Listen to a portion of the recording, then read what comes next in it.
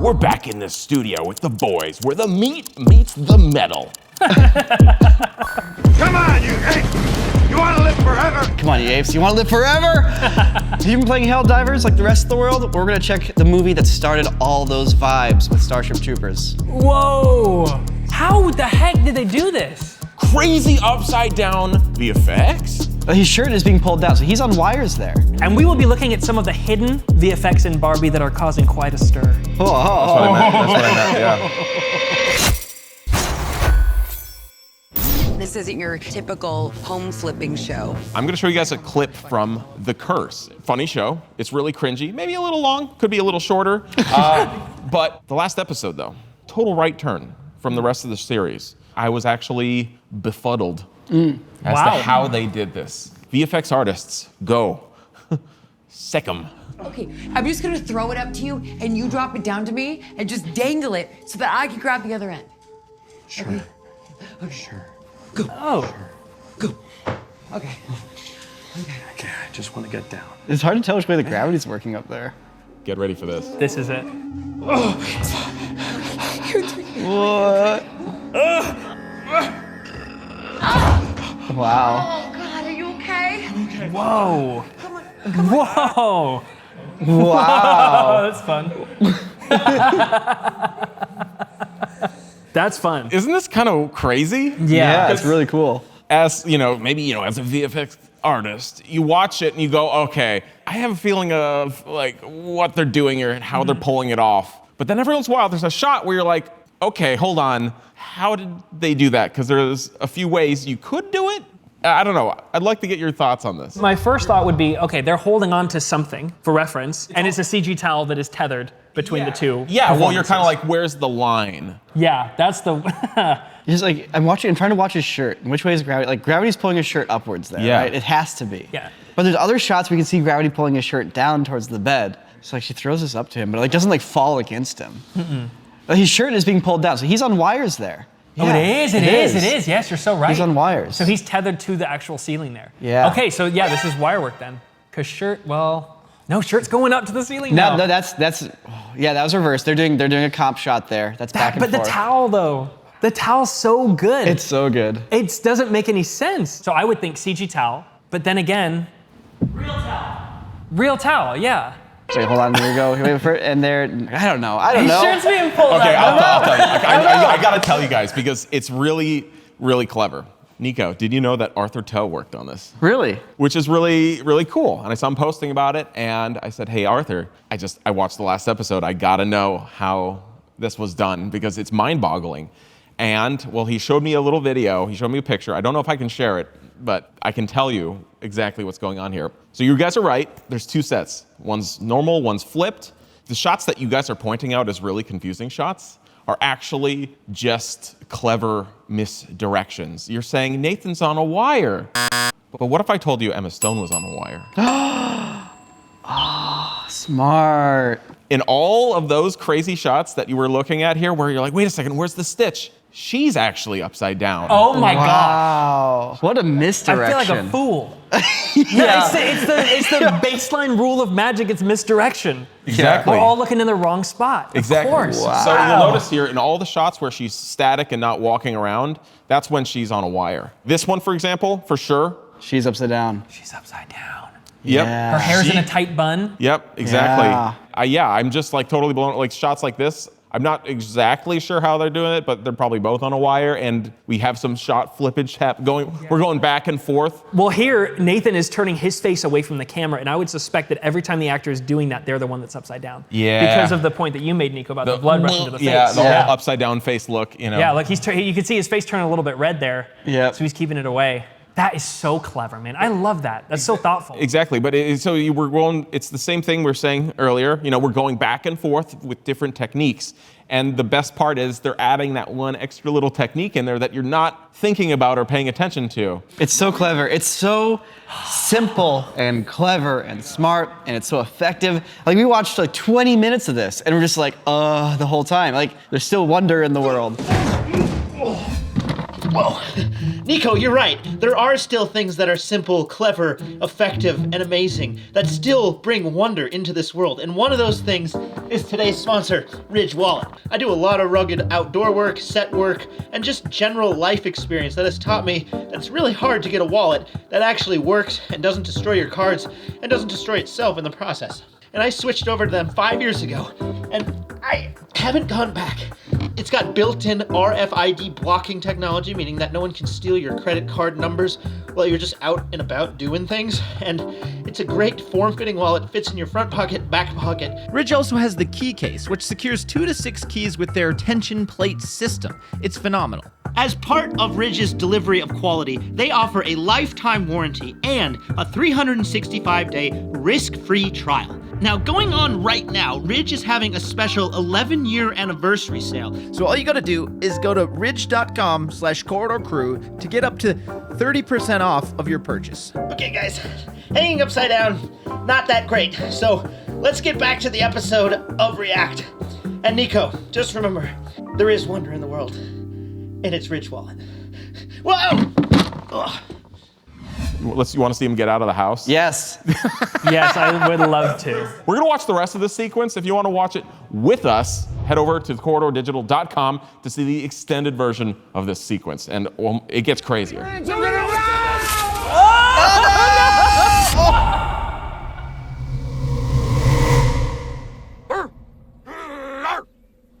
Bloody animals.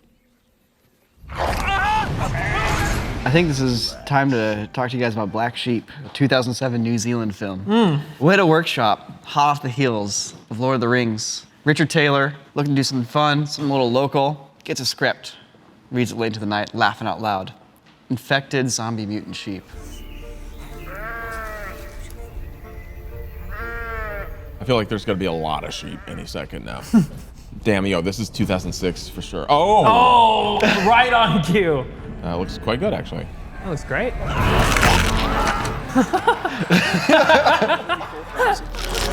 Oh, whoa. Oh, he smells like a zombie. He's sick. Wow. That's it. I mean, there's a whole bunch of actually crazy sheep effects in this Oh, movie. does he not transform into the sheep? Actually, he does later. They do it. Oh! Do you remember that movie, An American Werewolf in London? Yes. Where they do the full werewolf transformation? They basically did the same thing in this film. Whoa. Whoa. Okay, yeah, this is very much just like that sequence. Yeah, American Werewolf in London with like the mask that like pushes forward and stretches out the face. There you have it. That was it. Or is he gonna get airplane? Yes! Yes! I called it too soon. Oh, let's go. The really challenging thing about all these costumes and props and artificial sheep is that when it comes to hair and fur, to make it look real, you basically have to put every hair in by hand. Oof. And that's what Richard was saying in an interview on this film is like, even though it's a film by a first-time director, they're still gonna put everything they have into it and make it as best as they can. This movie is just like, it feels like a little, kind of like a spiritual successor from like a practical gore, makeup, special effects perspective. Well, speaking of no VFX, there is a movie that also does not use any CGI. Oh. Really? Yeah, we're proud of it. Godfather? Well, it's Are we finally looking at The Godfather? Barbie. we are going to be looking Barbie. at Barbie, but more specifically, because you guys have already looked at Barbie, but more specifically, we're going to be watching some of the, I'll say, hidden VFX Hidden VFX. that maybe you haven't seen. Oh, okay. Yeah, so just holler when you see something. These amazing, gorgeous wigs with hair down Something. to the waist. Sam knows what's up. Something.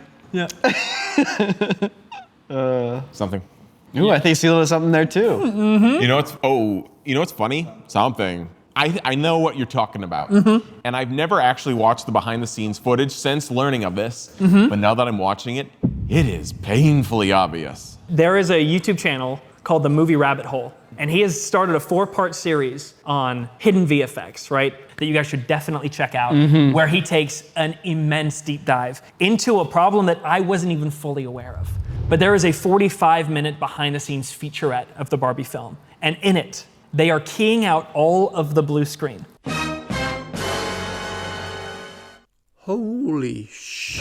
And replacing it with what appears to be practical set pieces to avoid the stigma of having visual effects in your film, which is insane to me, especially considering it's so painfully obvious. Now, I could see like having a shot for your behind the scenes where you're like, oh, here's a great shot of the actors having fun on set. It's like, there's a giant blue block in the background that's distracting. I could see, let's spend some visual effects time and money to take that out. But as Jonas Oosting has pointed out in his series, it's gotten a little bit to the point where people are hiding visual effects so much and the fact that they use it so much that it's detracting credit away from the actual visual effects artists. That was my first thought when I was seeing this. I was thinking, what logical reason would they have? I was trying to play devil's advocate a little bit. But at a certain point, there's almost a responsibility if you're showing behind the scenes to be truthful with what you're doing and how you're executing, because so many people are watching these with interest in how things are made. And if you're giving an unrealistic expectation of what the work is or where we are technologically or what we're able to do, it's very disingenuous. And I think it's hard to assume that it isn't done somewhat maliciously. Knowing that you shot on blue screen makes no difference to the final product being great. Special effects and visual effects are both sides of a Twix, man. We're having a left and right Twix debate when they should be paired together. And when the studios themselves are paying to doctor their own behind the scenes to support it in lieu of winning an award or making more money in the box office, yes, that's their bottom line. But I think that ethics should be involved, and for teams of hundreds of people, the biggest teams on productions should get a little more respect, because the work that they're doing is spectacular. This is not the first instance that we see this going on. More specifically, I mean, it's the first time I've been exposed to behind the scenes footage being doctored. It opens a rabbit hole, though, which is like, what else have we been lied to about? Like, how deep does this conspiracy go? I'll give you one. Mission Impossible 3. For this badass shot from Mission Impossible 3, ILM compositor Todd Vasiri. This is mind-blowing. Are we allowed to react to ourselves? Well, just blur it. Just blur it. Wait, I know that. We can react to you. So, we know for a fact that this is a visual effects shot, but in the promo that they were using to promote the movie, they actually doctored the behind-the-scenes footage to make it look like it wasn't a comp shot. Oh, right, because they show like the preview shot as it was filmed off a monitor. Yes! They're showing the on-set monitor with the final comp on the screen, like they're reacting to it on set. Okay, no, that's just dumb. That's just dumb. Crazy. That's just like dumb now. Okay. That's insane. Yeah, because you have your initial overlay of the various plates that they got on set in the real on-screen monitor, so they could review the footage and whatnot, and then you just fully replaced it with the final composite. Like they're all just laughing watching it on set. Like great take, Tom. Way to defy gravity on that friggin' throw, Tom. Yeah, they're moving the wire right there. Painted out the wire so some dude's just holding an invisible balloon. Tickling the air behind him. Well, what's so funny about this is that, he started his Mission Impossible career hanging from wires. Now they're painting him out. Yeah. I don't know why. Who cares? It's a wire. It's still amazing. But we got to do all the jets practical. No CGI in the jets. It's a made-up problem that is constantly being reinforced from the creators themselves to the the journalists who aren't doing their own research. And that's why I'm so glad that Jonas made this series on his YouTube channel that explores this in depth. So you guys should definitely go check that out if this is interesting to you. All the stuff that he exposed it's giving a voice to what I felt for a long time, but I didn't know just how deep it went. And knowing that our BTS is being infected by this BS, it's too much, dude. That's a technical. I'm done. That's it. A T. I'm pulling up a T. We're taking that T out. Taking that T out, dude. Wow. Is this BTS or BS? I'm sick of it. That's the end of the segment. Behind scenes. Together for managed democracy. Together for victory. Together for liberty. You guys been playing Helldivers? No, I saw it though. I'm very intrigued. Of course you saw it. Everybody's seen it. Is it good? It's fun. Oh. But it's based on something else? There's one movie that started it all.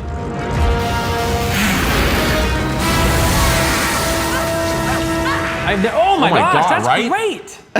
I mean, bad for her, but great for visual effects. Heck yeah. Get another one. Wait, you've seen this, right? I've never seen this movie. You've never seen this movie? I've never seen this movie. God. This is great. Like the texture detail on the models looks awesome. Yeah. Look at that. The CG is wonderful. Yeah, 96 you said? Yeah. Wow.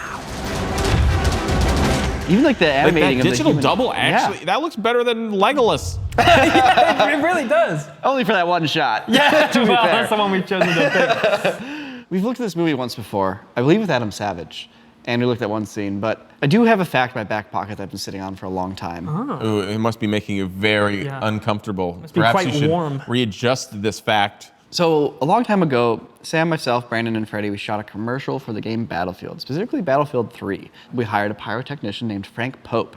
And while we were doing that shoot, Frank mentioned that the napalm strike in Starship Troopers was the biggest gasoline explosion in film up to that point. World record. Until James Bond. Until Spectre happened. Until the one that blew your socks off when I brought it. You don't, it doesn't hit for you? I don't know. It feels like a pillow fight, kind of. You agree? Yeah, I know. That thrilled you.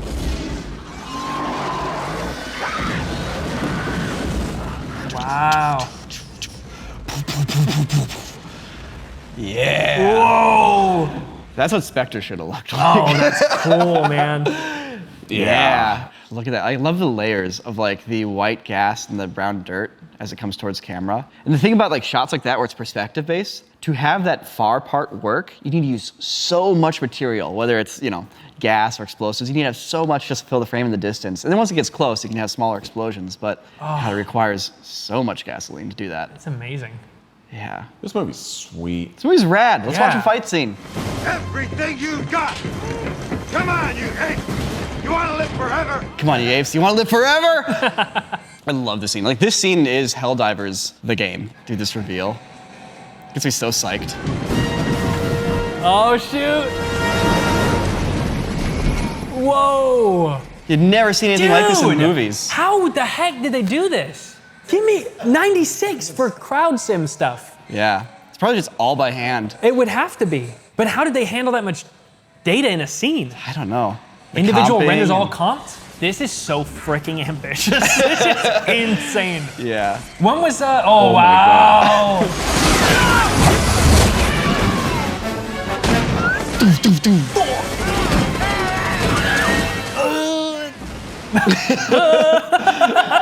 That's how I want to die, dude. Dude, I love this gag right here.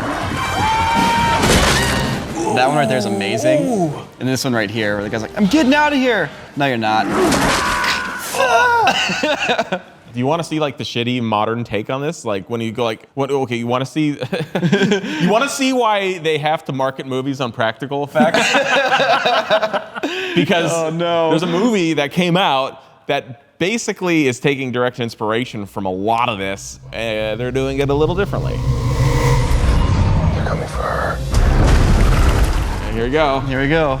Now I'm trying not to just be immediately jaded. I'm trying to just watch this with an open mind here.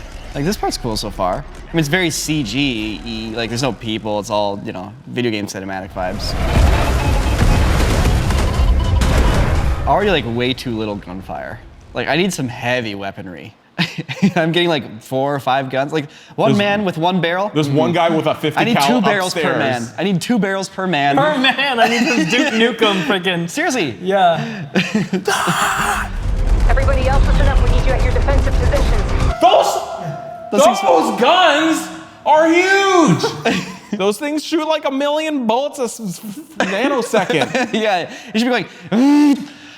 They should be. It should look like lasers. Yeah. Look at this, and look, we haven't even seen a single freaking thing get gibbed yet. I mean, this is some great CGI here, but you're right. I haven't seen a bullet impact. Yeah, you need a director who's like, I want to see a piece of metal go through a piece of meat really fast. That's exactly what it is. Yeah, and you know it's what? like a lot of directors who are like, I love acting, are not the same directors that go, meat and metal. Where meat meets metal. Where meat meets metal. Yeah. I'm sure if they were doing like that visceral friggin' meat meets metal, in here, like you could feel it. It's really up to the director to tell that story in that way. Because you're so right. It's like, it felt like we were so out of the action. And the scariest thing about a horde is when you feel trapped and they're overwhelming. And that's what Starship Troopers did so well. It is so fun. It is such a great film. There's so many great, iconic sequences in it, and we have not even scratched the surface. It's exciting. Just like Seth Rogen said, watch the films of Paul Verhoeven. Starship Troopers, Total Recall, RoboCop, Basic Instinct. As a director. That is a director. That's some variety. Incredible. If you did a Pyrotechnicians React, what scenes would you like us to react to? What explosions and pyro scenes in movies have always been stuck in your mind as a wonder of how did they do that? Let us know in the comments below. Goodbye.